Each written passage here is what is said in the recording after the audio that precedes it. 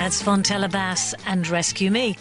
You're listening to BBC Radio Devon, the Judy Spice programme. Now, for more than 20 years, Christine Paradine, as she says, lived, breathed and worked for the rescue and care of abandoned and neglected animals. Years later, it was no surprise to find managing a Devon-based animal charity, Animals in Distress. Christine has written a book, Pawprints Through My Life, which tells of her many experiences over the years. Christine is with us now. Good morning, Christine. Good morning. Oh, it's full of lovely, heartwarming and tragic tales as well. Yes. Your love of animals, I believe, started with dogs, really.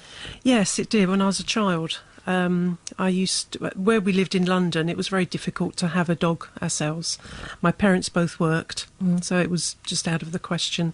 So I used to take dogs out for neighbours, and I used to, in those days, dogs used to roam the streets of London. It wasn't unusual to see a pack of dogs, and I knew all the local dogs, and I used to take the friendly ones home and ask their owners if I could actually take them out for a walk on their leads, which probably didn't impress the dogs very much. Yeah. And I actually got paid for it. Oh, wonderful. Yes, enterprising. Yes. But you did have an imaginary horse, didn't you? I did, yes. And you took it on holiday? Glad you brought that up. Oh, it's just such a lovely story. Go on, tell us about your horse. Well, yes, imaginary dogs as well. But yes, my horse, Duncan. Don't know where that name came from, but it was Duncan. He was completely in my imagination. He was a big brown horse, and he used to go everywhere with me. And I used to ride him down to the local shops with my galloping along next to my mum.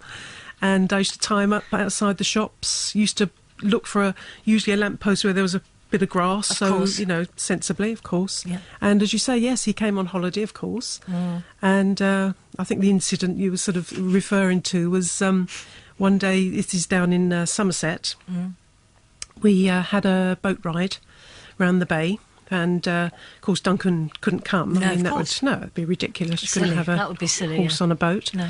So I tied him up to railings at the harbour side, and off we went on our family boat trip. While we were out there, the skipper of the boat said, "Did anyone want to be dropped off at the other end of the bay?" So my dad said, yes, that would be ideal. So we got off the boat, and I was just crying my eyes out. Because Duncan was the other end? Duncan was tied up at the harbour at the other end. Yeah, I was absolutely devastated. So what happened?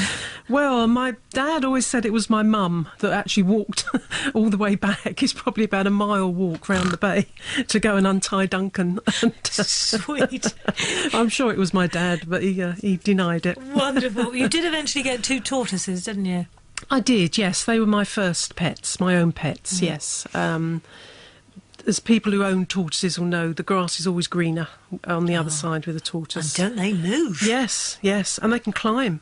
People, don't believe it, but they can climb fences. Yeah. Not high fences, obviously, but... and my dad built a little enclosure for my 2 tortoises, Joey and Terry, and a lovely little wooden house with their names painted above the door. It was lovely. Yeah. But they just kept escaping, and eventually they ended up taking over the whole garden. He let them have the whole garden. And but they still escaped. That was the sad end, I'm afraid. The dog came later, though, when you went to Battersea Dogs Home, and this had quite an effect on you, didn't it, as a youngster? It did. Mum and Dad said I could have a puppy. I was about 13, 14 then, and I was just over the moon. I was so through. I was just so desperate for my own dog. And yes, Dad and I went along to Battersea, bearing in mind this is back in the early 60s, and it's a completely different place now. Just want to emphasise that. It is a lovely place now. Then it wasn't. It was awful. It was so upsetting. And they didn't have any puppies at the time, but we said we'd go and have a look round, and it was devastating.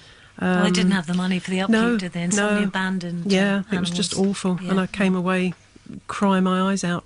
It was, quite a traumatic experience. People often say that you don't choose animals, they choose you, and this happened with your puppy, didn't it? Yes, it did, yes. It happens a lot, actually.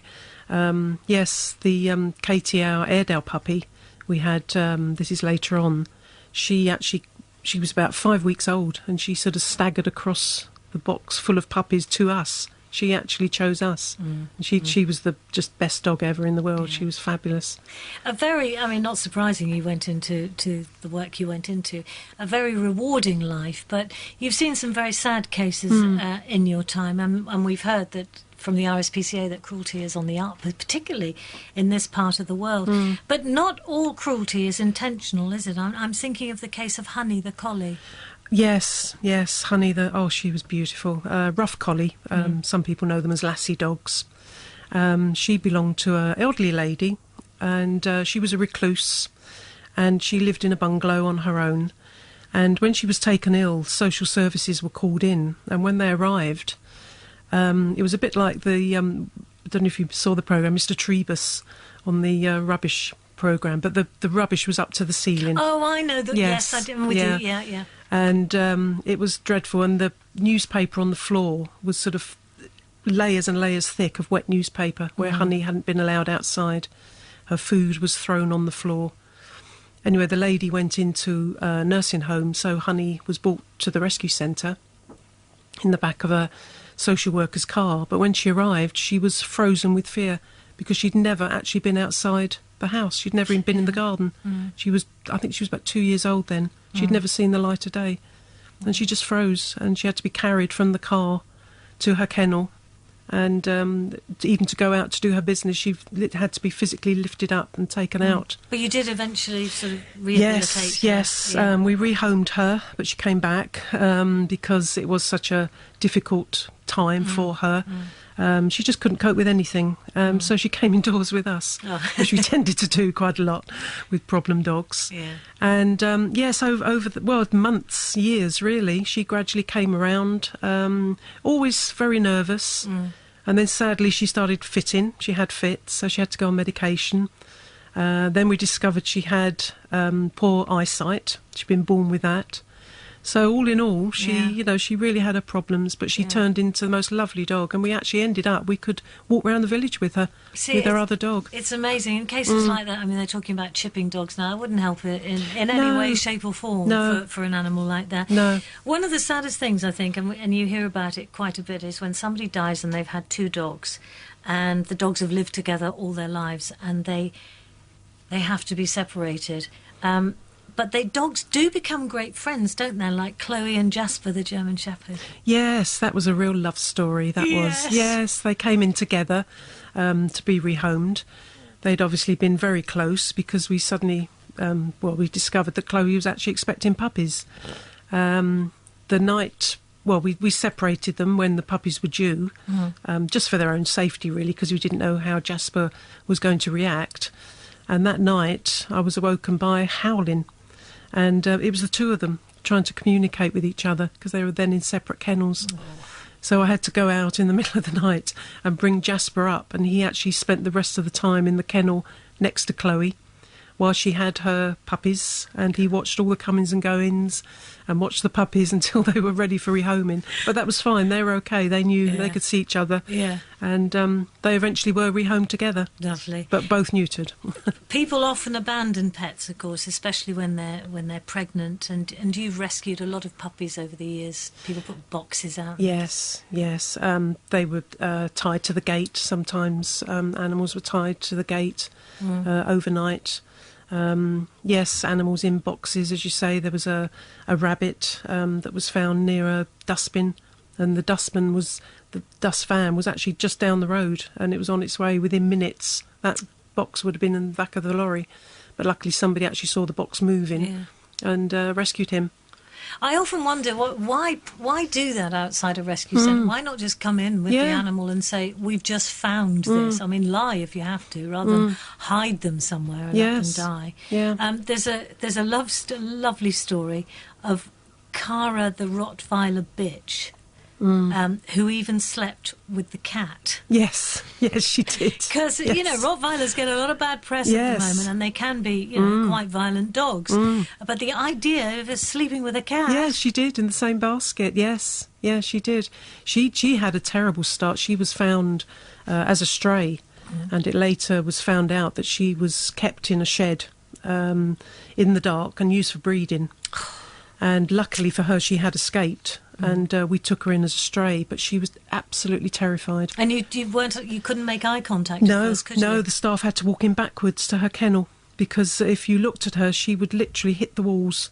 There was no aggravation, no violence with her, but no aggression. But she was absolutely terrified. But she was adopted by one of our volunteers, Shirley.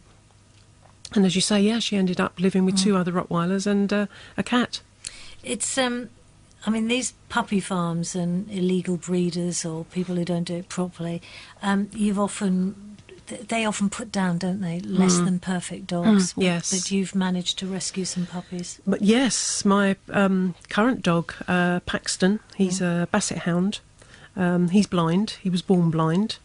He's just 3 years old now. And I actually saw him on the internet. He was advertised on the Many Tears Rescue website. Don't look on it because it's... I know. Oh, it's yes.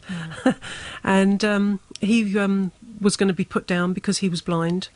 So I adopted him, and he's been one of the easiest dogs I've ever had. He's absolutely fabulous. Let's talk about cats, if we may. Again, they get a lot of bad press because people can't understand. At least with the dog, he needs you. But you came across an old folks' home for cats, didn't you? Yes, many years ago, yes. I was in Bristol taking a dog to another rescue centre that specialised in deaf dogs. And while I was there, I was just wandering around the site and came across this building right in sort of the middle of the field, but there were baskets everywhere and chairs, and it just looked, I couldn't make it out. It was almost like a little house, like a little Wendy house. And when I went inside, there were just cats everywhere on every surface, on cushions, all snuggled up together. And it was as you say, for an oldies pensioners. So whose was it? Whose little home was it? Just a couple's? No, it was actually a rescue centre. Oh, it was? Oh, right. And that's where I got the idea from. So when I came back to our own rescue centre, I created this, we had a cattery, but so we took down the walls and just had it an open cattery for all the old cats. Oh, and pussy pensioners, we called them. You've even rescued rats. Oh, yes, lots of rats, yes. People do dump rats, I'm afraid. Can't understand why. They make lovely pets. Oh, don't. They do. Yeah, I'll take your word for it. And a van load of guinea pigs you got hold of Oh, once. yes, that's right. The police turned up in a van. We wondered what on earth was happening, and they came in, these 2 burly police officers, and they had a van load of guinea pigs for us. Somebody had been taken into custody and was given a prison sentence, and he had these guinea pigs at home and asked if we could take them in and rehome them. Good Lord. But when we opened the boxes, there were 2 big cardboard boxes. All the guinea pigs are in together. There must have been about 40 guinea pigs, all on top of each other. So a lot of pregnant ones? Oh, yes, lots of babies. Yes. Oh, yes. Yeah. It's amazing that what people abandon. I mean, they even abandon chickens. Yes, ducks. We had many ducks over the years. Chickens. We took in a lot of chickens from a farm where they were badly treated. I mean, they said, I said in the book, they looked oven ready, to be honest. Yeah. They hardly had a feather on them. Dreadful. But they all recovered. I know, my friend's taken a lot of chickens in, and they fluff up pretty quickly and very friendly. Yes. Just pat them as you walk along. Lovely thing. Yes, But a bullock. Yes, that's right. How can somebody get rid of a bullock? Well, he was born to a Jersey cow locally, and the people just couldn't keep 2 cows, so we took him in, William. He was lovely. Yes, he actually played football. He really did. He had this talent of kicking a football around the field. Right. This is not like your imaginary horse, is it? No, honestly. There's a photo of him in the book. Yes, so. Lovely. We all laughed, those of us who saw the Vicar of Dibley, when they had when she wanted to do the first pet service, and it was lovely in the Vicar. But you have been involved with many pet services over the years, haven't you? Yes, many. Yes. Starting at Thurrowcross in Torquay, they still have them there regularly, and Oedipal Pen. We used to have the church service in a field, and people would come along with their pets. It was lovely. And one year actually in the field were 3 bullocks that just stood and watched all the comings and goings. Many services in the church at in Totnes, and just all sorts of animals were there. Dogs, cats, rabbits. One year we had a chicken came along, very brave chicken. So what have you got now at home? At home I've got 2 dogs. I've got Paxton, my Basset Hound, and Skye. She's a French Mastiff, and 3 tortoises.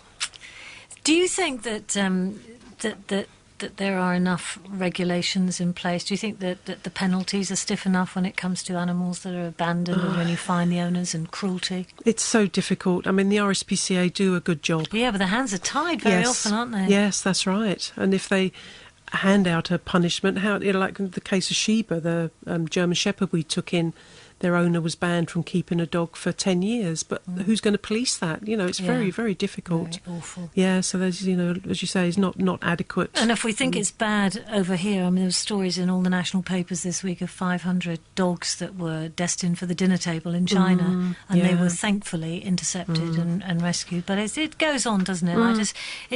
Every day there are stories of cruelty in the paper. I don't know what's happening to people that they take it out. I think really at the end of the day, you can't help everyone, all the animals in the world. So you've just got to concentrate, hopefully, on your local charity. That's the best way to do it. And help the animals that you can. Yeah. Well, it's a lovely story, heartwarming story. It's called Pawprints Through My Life by Christine Paradine. And where can we get hold of it? It's published by Memoirs Publishing. Yes, it's available on their website at the moment. So it's only been launched this week, so it's sort of early days. It's available from my website. I've got my own website, which is christineparadine.com. So it's easy to remember. It will be available to be ordered through Smiths and other leading books. Yes, leading bookstores. Lovely. Christine, thank you so much for coming in and sharing your stories. Thank you.